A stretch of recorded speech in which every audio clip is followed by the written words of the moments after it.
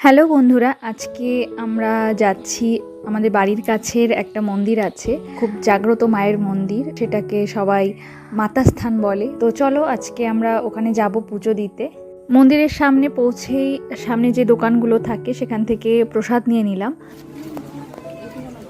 মন্দিরে পৌঁছে কুপন কেটে নিলাম, আর কুপন কাটার পরে এখানে প্রসাদগুলো দেওয়া হচ্ছে। প্রসাদ, ফুল, যা যা আমরা নিয়ে এসেছি বাড়ি থেকে, তো সেগুলোই এখানে দেওয়া হলো। আর কিছুক্ষণ পর সেখান থেকে প্রসাদ কিছুটা রেখে বাকিটা আমাদেরকে দিয়ে দেওয়া হলো। পুজো তখন শুরু হয়নি, একটু পরেই শুরু হবে, তো তারই প্রস্তুতি চলছে। সেই ফাঁকে আমরা কিছু ছবি তুলেছি, কিছু ভিডিও করেছি, আর বর্ণকে মায়ের কাছে আশীর্বাদ নেওয়ালাম।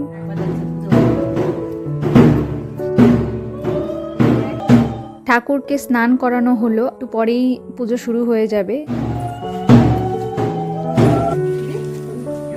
সবাই দেখছো এখানে দাঁড়িয়ে মায়ের পুজো দেখছে।